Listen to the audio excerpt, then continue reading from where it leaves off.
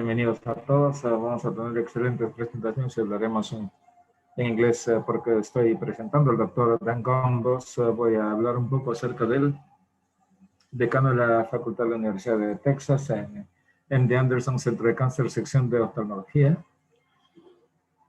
Y trabaja como catedrático en jefe en el departamento en el College of Medicine Baylor en la Universidad de Texas, rama médica. El doctor Gombos también.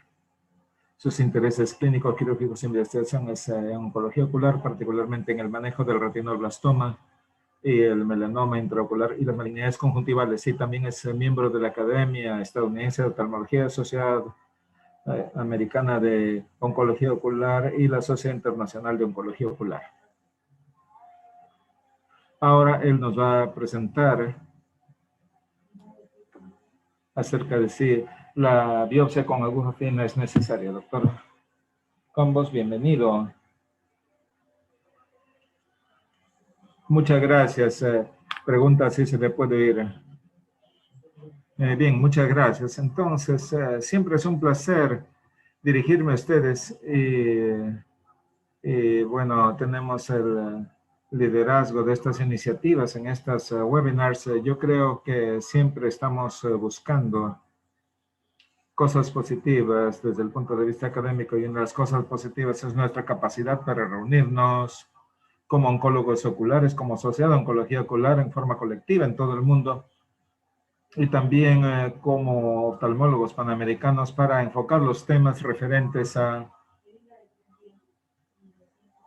que tienen que ver específicamente con nosotros y tenemos que ver con estos tópicos. Y los webinars han sido una forma maravillosa de reunirnos y de enfrentar enfermedades comunes y necesariamente también enfrentar los retos y los obstáculos que existen a lo largo de nuestro continente y nuestros continentes, mejor dicho.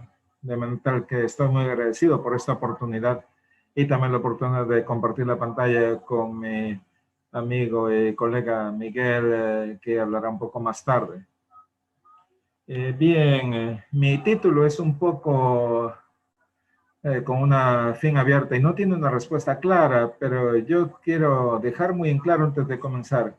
Personalmente, yo respaldo la biopsia con aguja fina por muchas razones. Personalmente, hago mucho de este procedimiento en mi práctica aquí en Houston, Texas, pero yo creo que realmente hay una pregunta abierta en mi mente y si realmente esta biopsia con aguja fina es necesaria para la mayoría de los pacientes que tratamos con melanomas uveales. Y les pido que ustedes vean desde una perspectiva de mente abierta y que lo vean desde una perspectiva de dirigir a los pacientes. Y es muy relevante que yo señale que he trabajado como consultor para Castle Biosciences debido a que ellos dan una de las pruebas pronósticas más comunes disponibles en los Estados Unidos. Y es la prueba que yo utilizo cuando hago las biopsias a los pacientes. Entonces, quiero dejar en claro este conflicto potencial. Entonces, a menudo comienzo con una diapositiva como esta, refiriéndome al melanoma uveal y refiriéndome acerca del pronóstico, seguido por el diagnóstico, cómo nosotros hacemos la terapia local, la vigilancia y el manejo. Y, por cierto, crecientemente es el aspecto del pronóstico el que impacta lo que nosotros hacemos, tanto para la vigilancia como para el manejo en estos pacientes. Entonces, realmente hay una extensión de lo que nosotros hablamos acerca del pronóstico. Y por cierto, esto tiene que ver con los pacientes, o le decimos a los pacientes en relación al manejo global de su enfermedad. Entonces, ¿por qué biopsiamos? ¿Cuáles son las verdaderas razones por las cuales hacemos biopsias ahora? Hay dos razones principales por las cuales hacemos biopsias. Necesitamos un diagnóstico para comenzar, necesitamos hacer una biopsia para fines diagnósticos. Es un melanoma uveal para comenzar. O si queremos establecer algún pronóstico para el paciente, queriendo decir cuál es el riesgo de este paciente para desarrollar enfermedad metastásica y finalmente morir a causa de melanoma uveal, ya que a todos nos ha sucedido. Cuando el paciente está enfrente de nosotros y nos dice, doctor, ¿cuál es el riesgo de morir a causa de esta enfermedad? Entonces pensemos en esto y hablemos acerca de nuestra capacidad para diagnosticar el melanoma uveal, debido a que realmente somos buenos en diagnosticar el melanoma uveal sin nada de tejido. Y nosotros pasamos por esto en nuestras reuniones, en nuestros entrenamientos, pero todas esas características que están bien engarzadas en nuestras cabezas, que podemos ver con nuestros propios ojos o con las herramientas diagnósticas que tenemos, entonces con bastante confianza podemos decir a la gran mayoría de los pacientes, usted tiene o no tiene un melanoma uveal. Y están aquí en la pantalla y sabemos bastante bien. Y conforme vemos cada vez más y más de estos factores de riesgo, entonces hay una enorme cantidad de información que sugiere entonces que los pacientes pueden o no tener melanoma uveal. Y por cierto, siempre es un proceso de múltiples etapas donde vamos a través del diagnóstico, pero el gran aspecto de esto es nuestro examen clínico y nuestras características no invasivas. Y tenemos una plétora de pruebas que realizamos y sin nada de tejido, sea fotografía, angiografía, cada vez más la tomografía de coherencia óptica y la ecografía con scan A y B. Y yo no creo que cualquiera en esta audiencia por un segundo va a cuestionar que si tenemos un paciente con este ultrasonido, con esta ecografía, que tenga esta configuración de hongo y que tenga esta reflectividad clásica y este ángulo kappa, no van a cuestionar el diagnóstico. Entonces, si somos 100 de nosotros los 100, vamos a levantar la mano y decir esto es melanoma uveal hasta que se demuestre lo contrario, y estamos en lo cierto. Entonces, esto es clásico en la oftalmología, en medicina y en oncología específicamente, en donde históricamente nosotros tenemos una evaluación no invasiva para confirmar un diagnóstico de una malignidad. Hacemos el retinoblastoma todas las veces, ya lo conocemos. Y podemos decir, bueno, ¿qué tan exacto es esto? Bueno, tenemos aquí el mejor estudio clínico del mundo para decirnos esto, ya que mucho antes de tener la biopsia con aguja fina y todo lo que tenemos, tenemos el estudio colaborativo ocular sobre melanoma. Y esta investigación nunca hizo biopsias a los pacientes antes que lo randomizaran para enucleación o a una prenucleación, irradiación y enucleación como único tratamiento. No se le decía al paciente, usted tiene un melanoma y le estamos incluyendo en el estudio. Y esto fue hace más de 20 años. ¿Y qué tan exactos fueron? Ellos fueron asombrosamente exactos en más de 1527 ojos enucleados. Ellos solamente se equivocaron el diagnóstico 5 veces. Entonces, uno tiene que preguntarse, si usted tiene un melanoma uveal clásico y usted es un oncólogo ocular experimentado y bien entrenado, ¿no se sentiría cómodo que el 99.7% de las veces usted va a tener un diagnóstico correcto sin nunca hacer una biopsia con aguja? Entonces, estemos claros, eso es mucho más exacto que muchas pruebas que están por allí. Esto es mucho más exacto que las pruebas de glaucoma. Entonces, nos quedamos con esta declaración muy profunda de que un buen clínico que sabe lo que está haciendo con una lesión clásica puede ser muy exacto en este diagnóstico. Pero no hay duda que a veces necesitamos obtener tejido. Pero cómo obtener tejido es muy relevante. Y a veces, como ustedes saben, aun cuando hacemos la biopsia con aguja fina, no tenemos el diagnóstico. Esto porque no siempre tenemos al mejor citopatólogo del mundo en nuestra clínica. Estoy muy afortunado, trabajo con Dani Chávez, que ha sido presidente de la Asociación Americana de Patología en Oncología Ocular, pero seamos claros, muchas ciudades más pequeñas no tienen estas facilidades y muchos países no tienen estos especialistas. Y la citopatología ocular es muy difícil y no está disponible en muchos países y no todos tienen el acceso a esto. Entonces, ciertamente he tenido gracias cuando he hecho este tipo de trabajo en el tejido. Ahora, ¿qué hay acerca de las herramientas para el pronóstico? Ya que decimos, bueno, doctor Gambos, tenemos todas estas pruebas ahora que nos van a decir para el paciente, sí, usted va a desarrollar esta enfermedad en 3 a 5 años. Y esto es importante, tenemos que decirle al paciente el pronóstico. Ellos nos preguntan cuál es la probabilidad que voy a desarrollar enfermedad metastásica y morir a causa de ello. Y yo diría, esto es cierto.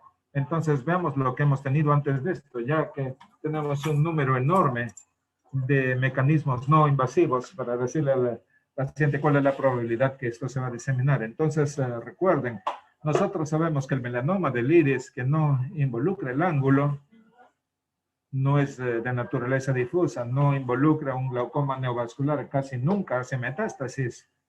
No necesitamos un perfil de expresión de genes para esto ya lo sabemos. Y nosotros sabemos que si el paciente tiene un melanoma grande en el cuerpo ciliar con extensión extraocular, este paciente está en muy alto riesgo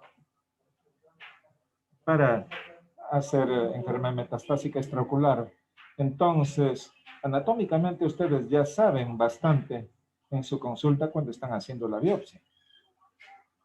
¿Y qué hay acerca de otras pruebas no invasivas que han sido bien validadas? Bueno, el tamaño del tumor se sabe que es un factor de riesgo por años y no es información nueva.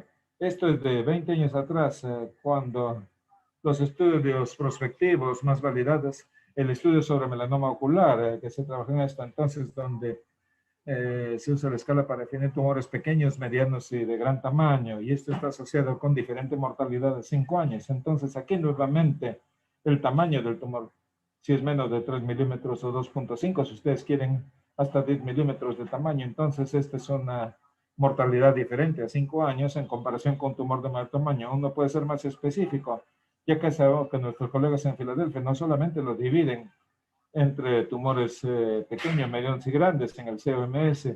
Ellos han mirado retrospectivamente esa información milímetro por milímetro.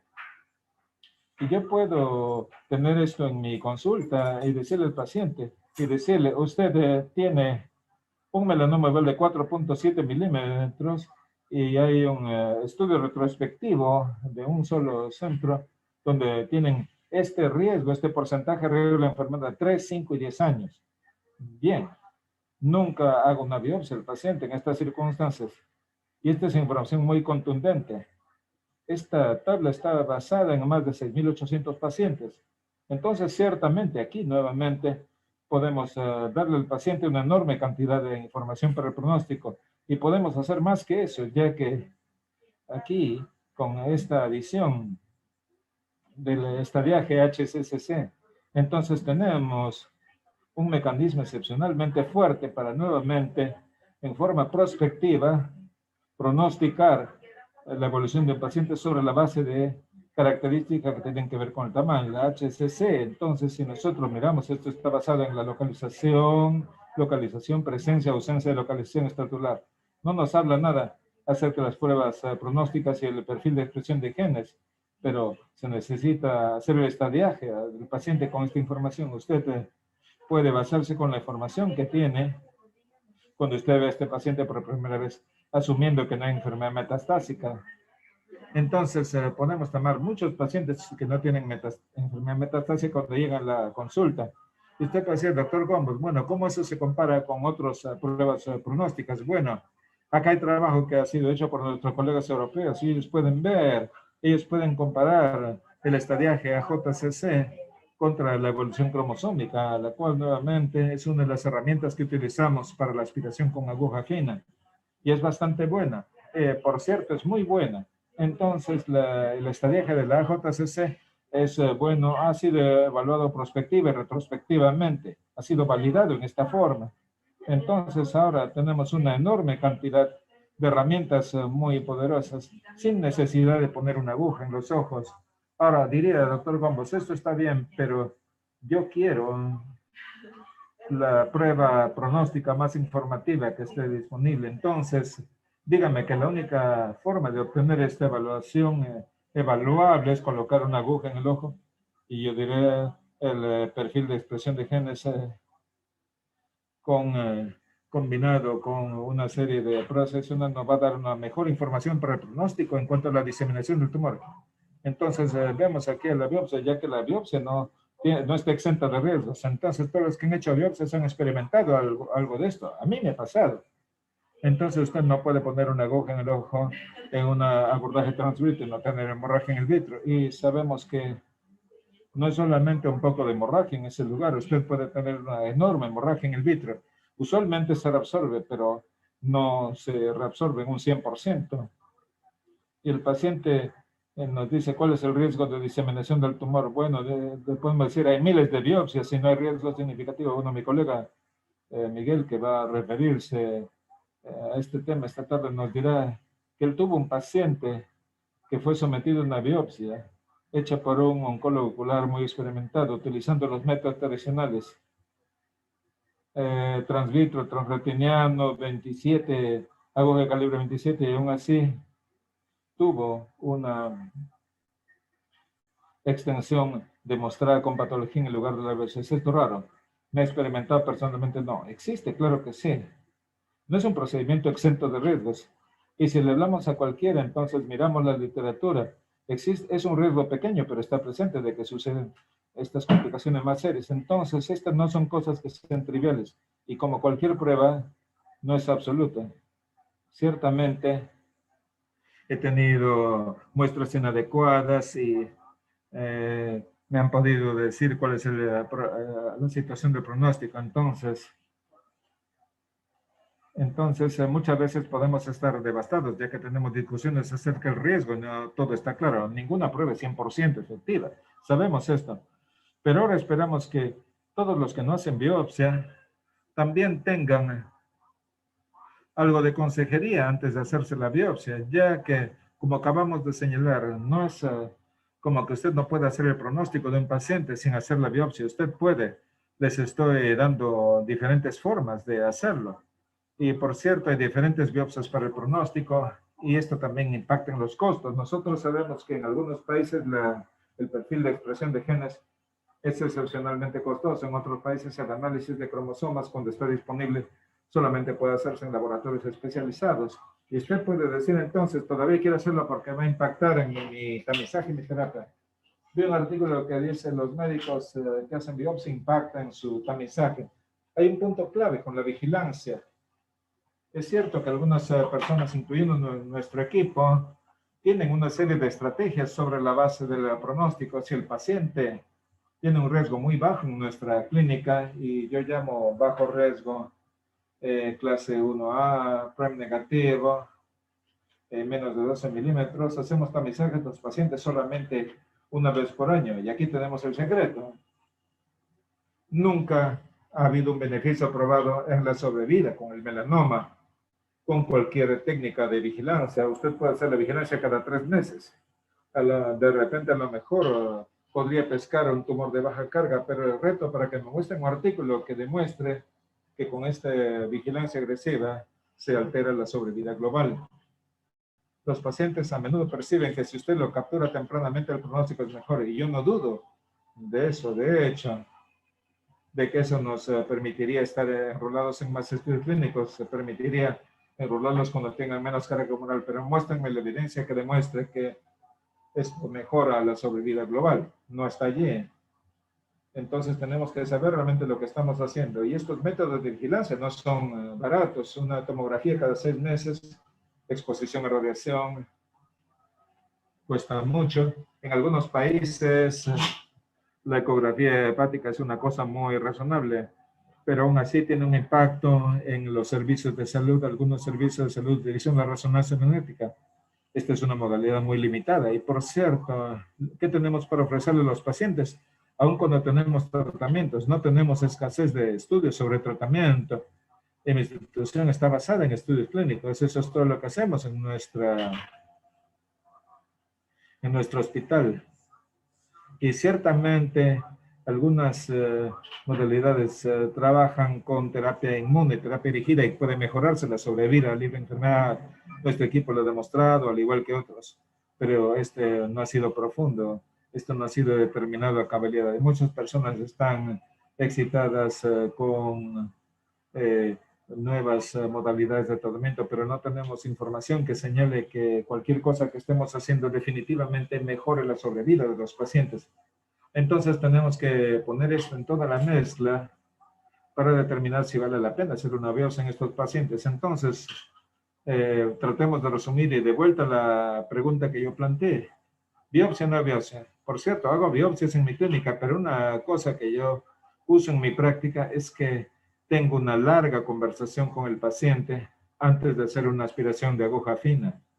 Y yo no creo que muchas personas lo hagan. Yo creo que hemos corrido demasiado para que todos vayan a una biopsia, ya que todo el mundo hace biopsias. ¿Y por qué? Esta es la prueba que está disponible y es así como el paciente sabe si tiene enfermedad metastásica. Y no tengo dudas y trabajo con los oncólogos médicos y bueno, ¿por qué hacer una biopsia en estos pacientes? Bueno, queremos conocer a los pacientes de más alto riesgo. Por cierto, queremos enrolar a los pacientes en estudios clínicos. Pero si tenemos a alguien que no quiere ser enrolado en un estudio clínico, tenemos que aceptar el hecho de que no tenemos buenas terapias para esta enfermedad. ¿Y qué hemos hecho por estos pacientes? Excepto ponerlos en una serie de pruebas de vigilancia que no les han permitido una mejora global o una mejora en su sobrevida global. Y esta es la cruda verdad. No es para decir que debemos ofrecerle estas cosas a los pacientes. Los pacientes merecen ser informados de todo lo que está disponible para ellos. Y francamente, yo creo que si ustedes tienen acceso a estudios clínicos, nosotros deberíamos hablarles acerca de la importancia de las biopsias, debido a que esto los hará potencialmente elegibles para más estudios clínicos y aprenderemos mucho más. Pero si no están interesados en ello, y si son de edad avanzada, y si realmente quieren mantener el máximo de visión posible, y no quieren tomar riesgo o evitar el máximo de riesgo posible, entonces no todos los pacientes, cuando tengamos esta larga conversación, y es una buena hora, o media hora, o 45 minutos, entonces al final podríamos llegar como conclusión a tener una biopsia, y así se manejarían los pacientes. Ahora le paso la posta a mi amigo Miguel Maturín, que tomaré la posta y me quedaré en línea para tomar preguntas. Afortunadamente mi video no funciona, así que no pueden ver mi rostro sin afeitar. Y paramos acá. Muchas gracias. A menos que quieran hacer las preguntas ahorita o si no al final. Podemos hacerle preguntas al final. Suena bien.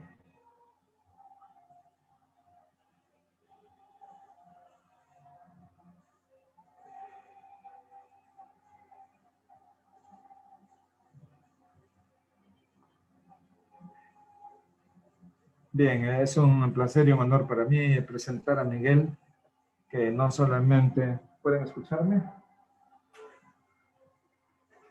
No solamente es mi amigo y colega, y también mi profesor,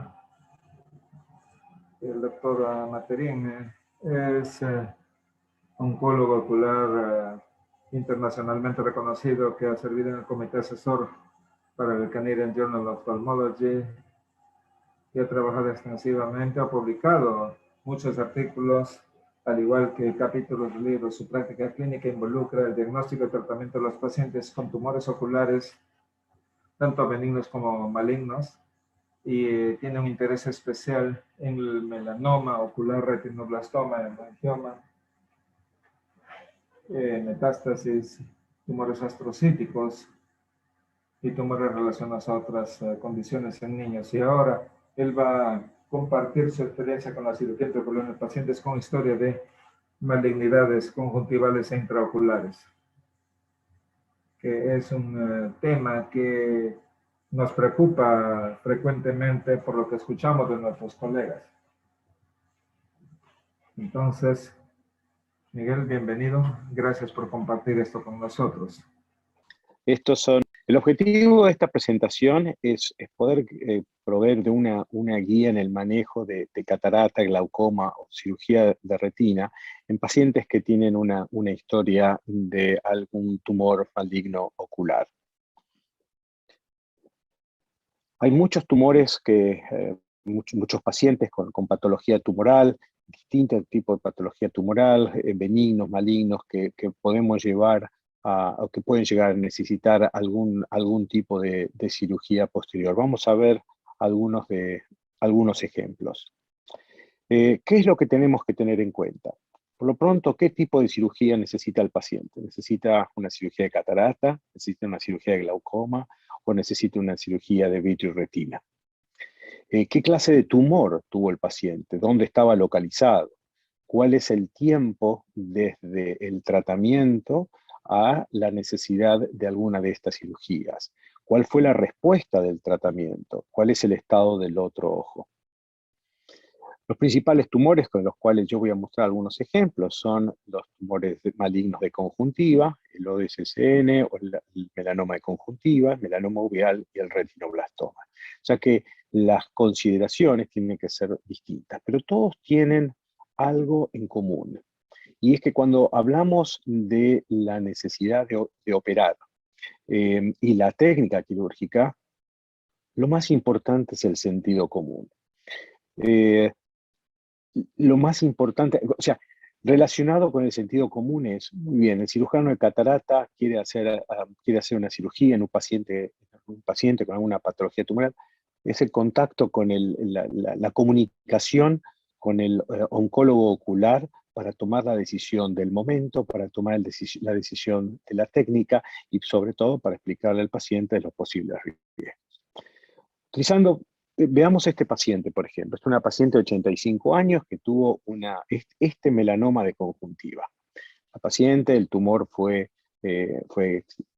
extirpado, tuvo este resultado, pero nosotros tenemos que esperar que este paciente en algún momento vaya a tener alguna recurrencia. O sea, que para este tipo de pacientes, melanoma de conjuntiva, generalmente nosotros esperamos por lo menos un año donde no haya habido ningún tipo de recurrencia, no siquiera un poquito de pigmento sobre la superficie ocular para poder indicar, en este caso, la cirugía de catarata.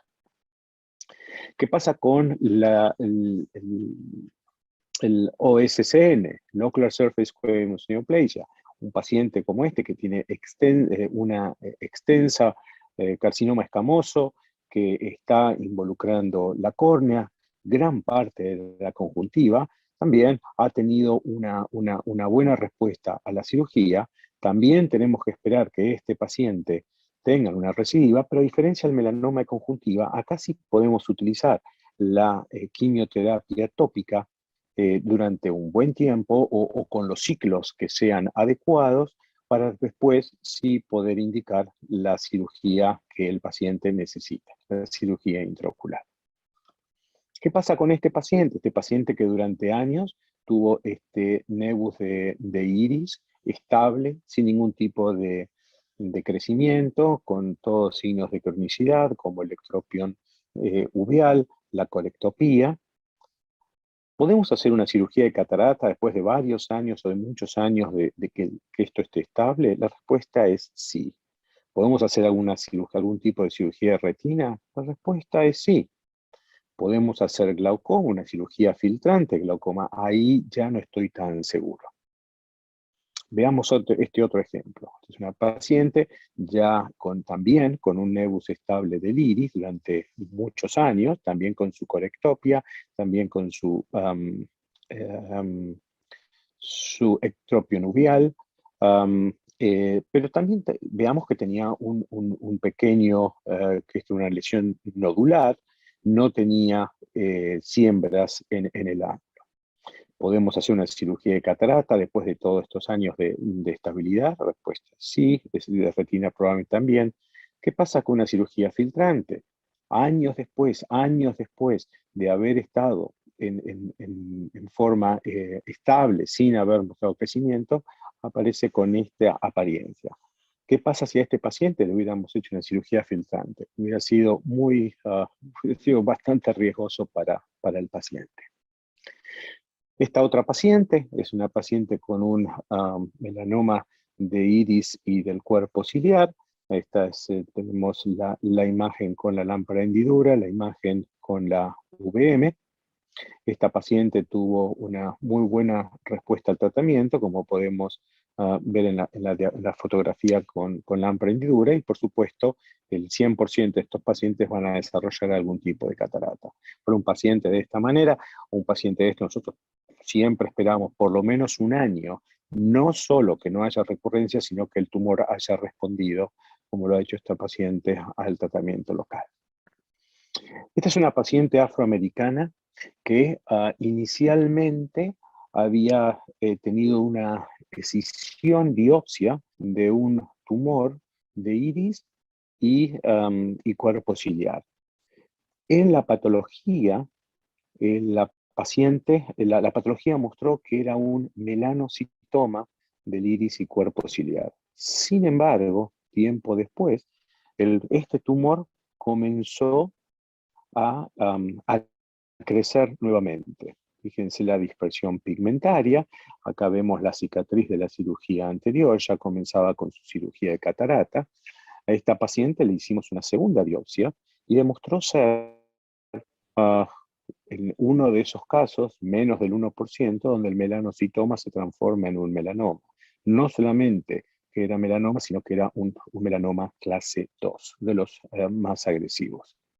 Así está la paciente, la vimos hoy, esta foto es de hoy, donde vemos una muy buena regresión del melanoma, la catarata está mucho más densa, pero si consideramos que la cirugía se hizo a principios del año 2020 o a fines del 2019, nosotros ya le dimos el OK a la paciente para que tenga su cirugía de catarata. Esta es la VM antes de la placa y esta es la VM después de la placa. Insisto, esta última fotografía es de hoy. ¿Qué pasa cuando vemos un paciente que tiene una hemorragia vítrea, como este caso, y además un melanoma de coroides por detrás? Esta paciente, por supuesto, el diagnóstico se le hizo durante la vitrectomía, se le hizo una vitrectomía para hacer el lavado de la cámara vítrea, se le hizo la biopsia que confirmó la presencia de un melanoma. Esta es la paciente antes del tratamiento. Esto es acá vemos la atrofia alrededor del tumor en respuesta al tratamiento. Sin embargo, el paciente volvió la semana pasada con una nueva hemorragia vítrea y ya ya tiene su appointment para las próximas semanas para hacer una nueva vitrectomía. Este es el caso que había hablado el doctor Gombos. Ahora que no sabía que se acordaba de este caso. Esto es una paciente con este melanoma pequeño ubicado en la mácula, donde un experto cirujano le hizo la biopsia. Fíjense cómo después de la placa y de la termoterapia transpupilar, cómo el paciente ha respondido al tratamiento. Sin embargo, 2 o 3 años después, la paciente aparece con esta pigmentación a nivel epiescleral en la zona donde entró la aguja para hacer la biopsia y demostró ser que esto era una recidiva de su melanoma. El ojo fue enucleado y no se encontró melanoma activo en ningún otro lugar del ojo. Muy bien. Algunas otras patologías, un paciente con un quiste del estromeridiano puede tener otras patologías además, donde teniendo cuidado con el mismo quiste, puede tener su cirugía de catarata siempre y cuando la visibilidad sea buena. Este caso ya es distinto. Este caso es donde acá tiene que haber como dicen en inglés, red flags y enormes banderas rojas anunciando que algo atípico está pasando. Algo acá no es lo mismo. Fíjense que es un ojo que pareciera tener un pseudohipopion, es un ojo tranquilo. El paciente tiene 17 años, se presentó por agudeza visual borrosa, con aumento de la presión intraocular. El otro ojo era completamente normal. ¿Es esto una uveitis? ¿Un ojo tan tranquilo? ¿Puede ser esto un retinoblastoma en un paciente de 17 años? El paciente tenía esta imagen con la gonioscopía y fíjense que por detrás del iris también se ve tejido blanquecino. Sí, puede un paciente de 17 años tener lo que se conoce como retinoblastoma infiltrativo difuso. Estos tumores se ven más en niños grandes, vuelvo a repetir, 17 años de edad, son unilaterales, son esporádicos. Anteriormente, antes de la etapa de la cirugía del tratamiento intraarterial y de las inyecciones de quimioterapia intravítreas. Estos pacientes iban todos a la enucleación. Este caso es un poco diferente porque tenía invasión de la cámara anterior, pero digamos que tradicionalmente el tratamiento es con la enucleación. Y así es como se ve el ojo con la anatomía patológica. Fíjense lo extenso de la infiltración. Si este paciente hubiera tenido una vitrectomía, si este paciente hubiera tenido una cirugía filtrante, esto es muy riesgoso para la vida del paciente, para potenciales metástasis, para potencial desarrollo de retinoblastomas en la órbita y ni que hablar de problemas legales para el médico tratante. Hay muchos artículos donde que hablan sobre las cirugías intraoculares en pacientes que han tenido tumores. Yo diría que las más a tener en cuenta son las de glaucoma, las cirugías filtrantes de glaucoma, ya que presentan o proveen de un sistema de drenaje permanente en la órbita. Esa es, antes de hacer en algún caso atípico una cirugía de glaucoma, pensarlo varias veces, consultarlo, etc. En pacientes con retinoblastoma, el grupo de Alemania, de Norbert Bornfeld, ellos mostraron que muchos de estos pacientes necesitaron, después de la vitrectomía, que se comprobó que eran retinoblastomas, necesitaron enucleación, necesitaron quimioterapia externa, quimioterapia sistémica y necesitaron radiación externa. Y también el grupo de Matt Wilson, también mostrando los riesgos de hacer cirugía intraocular en pacientes con retinoblastoma.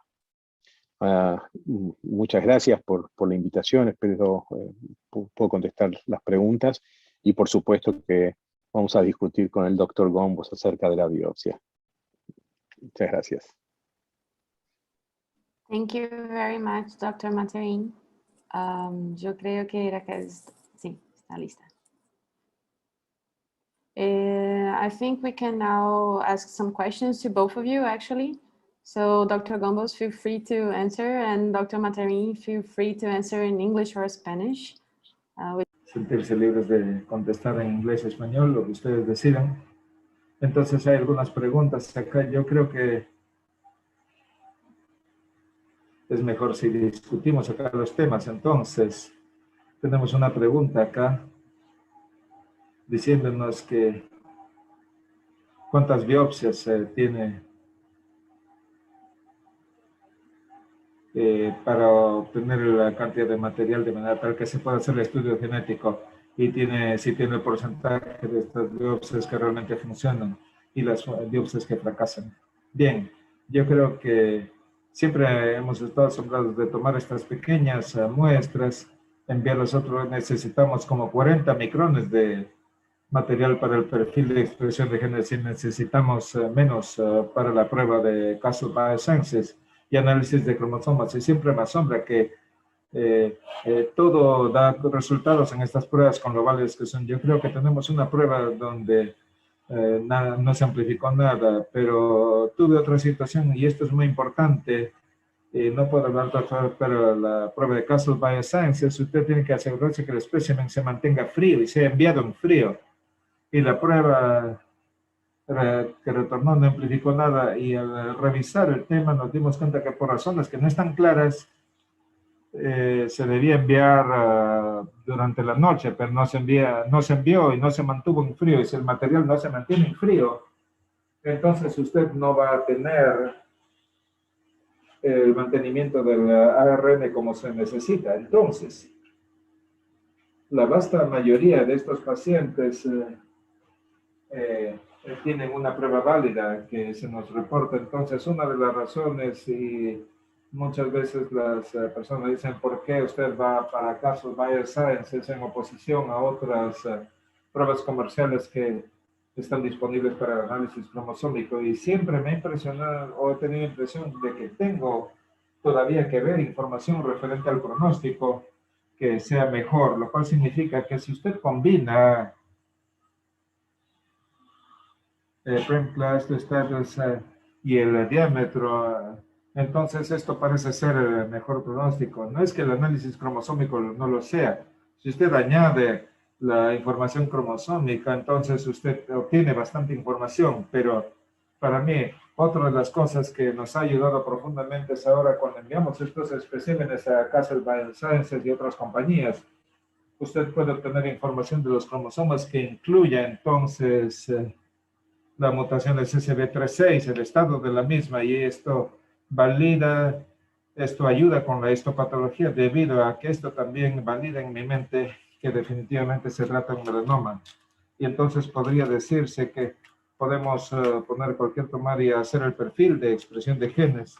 Y las personas dicen, bueno, esta es una metástasis grande y nos da un perfil definido, ya que estamos hablando de la expresión de ciertos genes, pero también podemos tener análisis de mutaciones. Por ejemplo, mi oncólogo especialista en melanoma me dice, doctor, como si usted tiene un clase 2 prepositive y que tiene una mutación BAB1, entonces esto para mí valida al 100% que el diagnóstico es certero y que no hay dudas al respecto. Entonces yo creo que esto también sirve como la histopatología en muchas condiciones y muchos de nosotros no tenemos acceso a la experticia que está disponible en un número muy limitado de servicios de patología ocular. No hay muchas personas que sean realmente expertos en la citopatología de los tumores oculares, y si usted está en un país que tiene acceso limitado a esto, entonces es aquí donde habría otro beneficio potencial, pero usted tiene que poner esto en el tema de otra charla, ¿no? Podemos hacer el diagnóstico de muchos melanomas y creo que somos buenos en esto, pero hay que poner todo esto en el espectro de las cosas a obtener, y yo creo que cada vez más se tiene este análisis de mutaciones que es de gran ayuda, pero esto no ha alterado la sobrevida de la enfermedad, y este es quizás lo más doloroso. Tenemos el conocimiento, pero no tenemos una bala mágica que va a mejorar la sobrevida. Entonces, para la mayoría de los pacientes, o por muchos pacientes, esta información es valiosa, pero aún no les ayuda en gran cosa. Puedo compartir una diapositiva que tengo en mi computadora. Yo creo que eso va a agregar información a lo que el doctor Gombos ha dicho.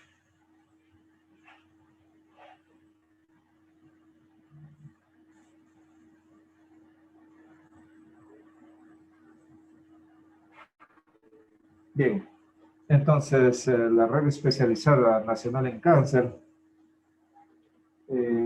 tiene las guías que no solamente los médicos y las compañías de seguros también están utilizando para clasificar las pacientes de alto riesgo, riesgo intermedio y riesgo bajo. Y si miramos esto, se incluye entonces a casi todo. Incluye el perfil de expresión genética, incluye las fallas de cromosoma 3 y 6, las mutaciones, tipo de mutaciones, y también el tamaño del tumor, para el riesgo mediano y para el riesgo alto. Entonces,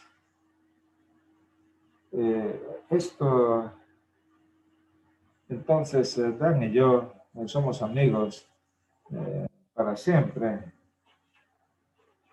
pero tengo un punto de vista diferente con respecto a la biopsia, ya que aun cuando él está absolutamente correcto acerca de qué pueden ofrecer estas biopsias, qué beneficios, y que pudiera ser muy limitado, pero esta es información crucial de que esto le da al paciente la oportunidad hoy día, y no en 1 o 2 años o después del tratamiento, cuando los tratamientos disponibles estarán allí disponibles, ya que muchos pacientes viven por muchos años. Los pacientes de riesgo intermedio pueden desarrollar metástasis de aquí en 10 años, y quién sabe qué puede ocurrir de aquí a 10 años. Entonces, si sabemos que va a haber algún tratamiento específico para esta mutación específica en esa época, y si el paciente ya tiene esa información, entonces yo creo que estoy de acuerdo con lo que dijo Dan, estoy de acuerdo con él. Tengo solamente un diferente punto de vista acerca de la necesidad futura de la biopsia, la información que nos da, y el tamaño del tumor no nos va a dar grandes cantidades de tumores de clase 1A que no desarrollan metástasis, y los tumores más pequeños, sea 1B o de grado 2. Se desarrollan metástasis de todos modos. Entonces es bastante información que yo creo que esta prueba nos va a dar.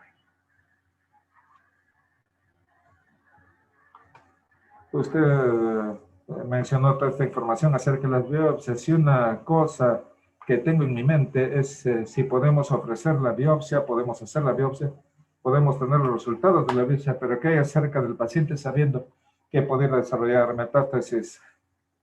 ¿Cómo lo va a afectar psicológicamente debido a esto? Entonces yo creo que hasta tengamos esta bala mágica que menciona el doctor Gombos, es como un camino direccional. Necesitamos entender cuál es el camino a seguir. Estoy de acuerdo.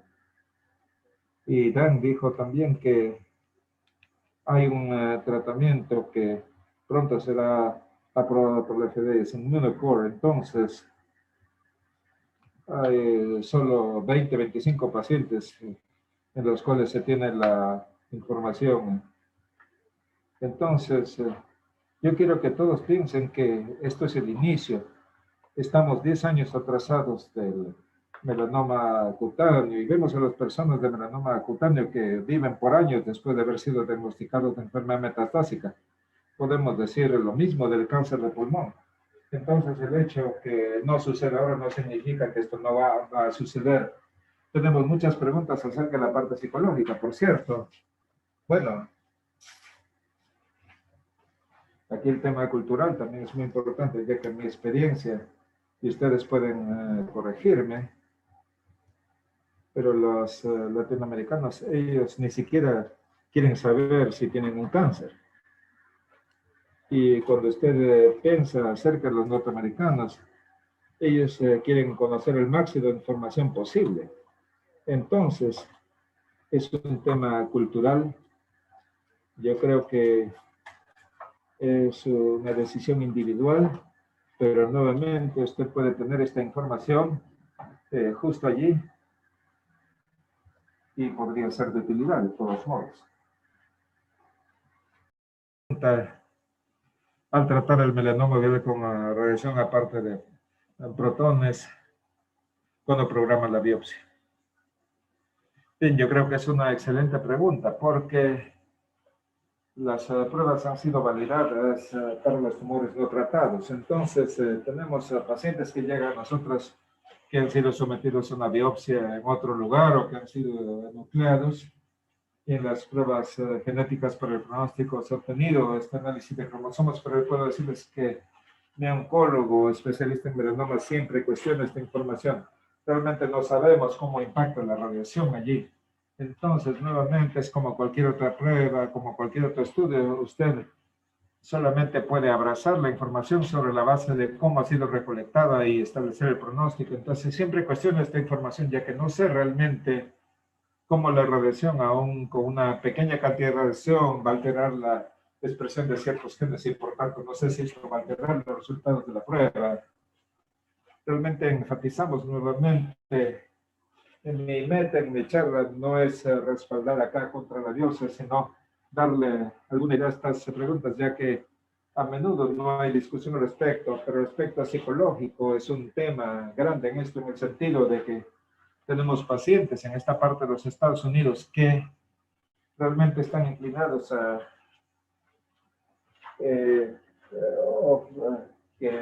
pensar que lo que tiene que pasar, pasará, y que no quieren hacer nada más que lo necesario, de lo absolutamente necesario. Hay otras personas que dicen, bueno, si esto progresa en enfermedad metastásica, yo no voy a proceder con ninguna terapia y yo no quiero tener inmunoterapia sistémica. Entonces yo creo es aquí donde tienen lugar estas discusiones tan profundas y realmente es una parte importante de lo que hacemos. Y no hay ninguna duda que va a haber terapias que nunca visualizaremos como disponibles, sino hasta los próximos años. No tengo duda de esto, pero también pienso que es tan importante tener la información validada. Y que el doctor Materín y yo recordamos de unos 20 años nosotros con interferón iba a curar todos los melanomas uveales metastásicos y sonreíamos porque sabíamos en qué terminaría eso. Y no hay escasez de estudios entusiastas del Immunocore y queremos ver pruebas realmente y queremos ver el progreso, ¿no?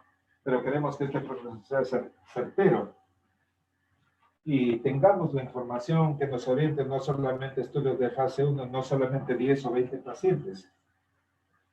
Utilicemos estudios prospectivos, bien llevados, para poder orientar a nuestros pacientes, ya que sabemos que pacientes que van a ver alguna posibilidad de que esta droga va a funcionar, la van a tomar. Y no hay escasez de pacientes que toman ipilimumab en nuestra institución porque quieren algo, ¿no? Aun cuando tengan enfermedades metastásicas, hay pacientes que desean sustancias, no son drogas triviales, algunos de ellos tienen una enorme toxicidad, no son dulces. Es doloroso pensar que un paciente puede haber estado en una droga de este tipo sin ningún beneficio demostrado. Y no hay equivalente a un estudio prospectivo, randomizado, bien llevado. Y todavía no lo tenemos. Y ciertamente el doctor Materín, en su punto, es bien recibido y bien apreciado. Hay muchas cosas que no sabemos. Y los avances en el melanoma cutáneo metastásico son un ejemplo de qué tan profundamente o qué tan profundo puede ser el camino a seguir. ¿Es posible decir qué porcentaje de sus pacientes eligen ir a una biopsia para estudios de citogenética? Bueno, yo no hago citogenética en mi práctica, yo hago el perfil de expresión de genes, pero son más o menos equivalentes. El paciente de nosotros con citogenética de otro laboratorio usamos esto y es muy interesante. Yo diría que tempranamente era como un 50% decían sí o no, y ahora es como 75%. Las mayores discusiones que tenemos es cuando se trata de lesiones muy pequeñas. Estamos hablando de lesiones de 2 milímetros de altura, que son perimaculares o perifoveales. Entonces aquí comenzamos a conversar acerca de los riesgos potenciales, ya que yo creo que en estas instancias podría tener ese más impacto en la visión, en la imagen que mostró el doctor Materín con este tumor foveal. Entonces, después de seguir la termoterapia y las placas, tuvo un impacto significativo en la visión. Entonces, debemos tener esta conversación muy clara, ya que un tumor pequeño tratado con estas placas todavía se espera tener buenos resultados visuales. Entonces, a veces hay que preguntarse cuál va a ser el impacto potencial en la visión. Y igualmente con estos tumores más pequeños, que sabemos de trabajos anteriores que hay cierta heterogeneidad y podemos tener pacientes que regresan como clase 1A y que es el riesgo mínimo, lo cual, por cierto, pueden tener un riesgo mayor más adelante. Entonces, hay heterogeneidad en los tumores más pequeños. Hay un trabajo de 6 o 7 años atrás que ya no mencionamos ahora, y yo creo que Phil Down realmente ha hecho avances acerca de las biopsias en este punto. Y ustedes también tienen que pensar acerca de tener una buena muestra cuando tenemos un tumor tan pequeño. ¿Y dónde obtenerla? Vamos a tomarla del borde o del medio. Y si está en la fovea, ¿cómo va a tener impacto en la visión? Hay que conversar esto muy cuidadosamente con el paciente. Una última pregunta, por favor, si ustedes pueden decirnos el costo de las pruebas genéticas. En los Estados Unidos no se les cobra a los pacientes. Si tienen seguro, el seguro lo reconoce. Si no tiene seguro, no le van a cobrar al paciente. Pero esto es válido para los Estados Unidos, pero no es algo válido para el resto del mundo. Entonces, yo no sé cuánto cuesta la prueba en otros países, pero nuestros colegas europeos nos dicen que es muy costoso. Estamos hablando de miles, ya que la mayor parte de pruebas genéticas son así de costosas. Entonces, quizás el doctor Materín tiene algo más de información. Yo sé que algunos de nuestros colegas latinoamericanos tienen algunos pacientes privados que pudieran saber cuánto cuesta, pero estamos hablando de miles de dólares. No lo sé. Bien, en nuestra reunión en Los Ángeles, la última vez que pregunté, era como $2,000 a $3,000 para la prueba esta.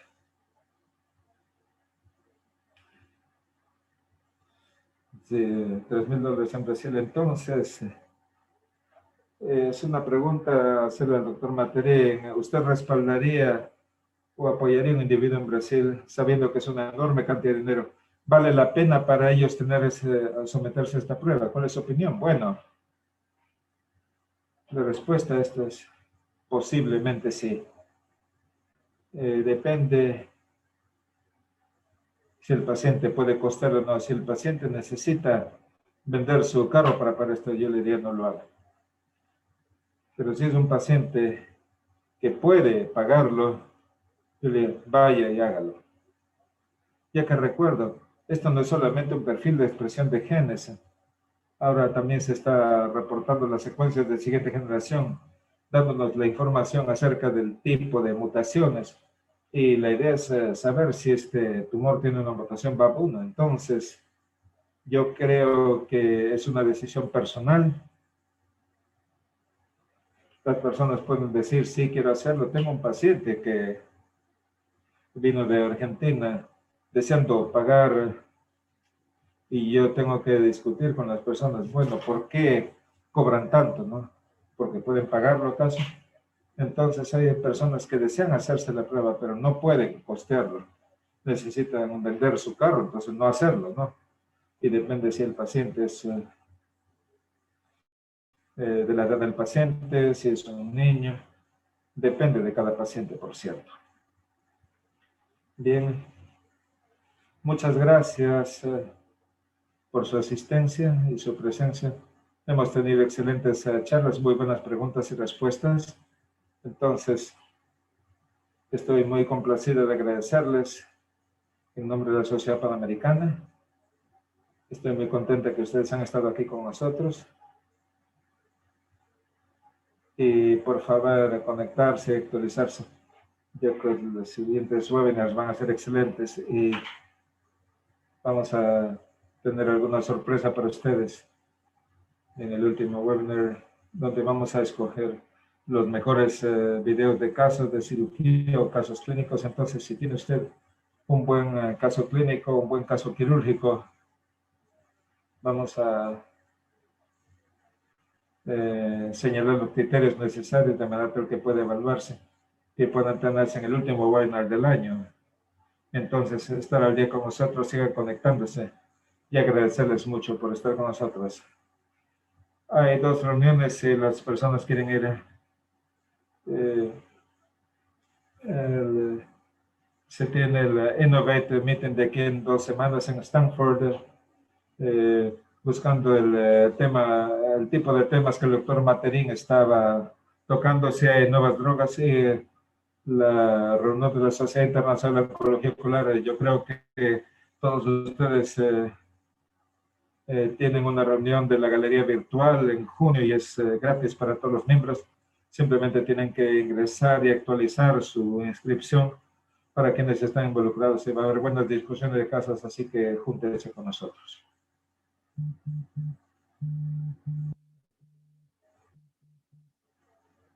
Muchas gracias a los participantes. Y es bueno ser panamericano. Muchas gracias por la discusión, fue muy buena.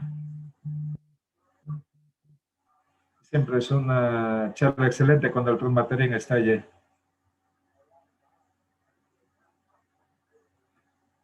Adiós, muchas gracias. Adiós, buenas noches.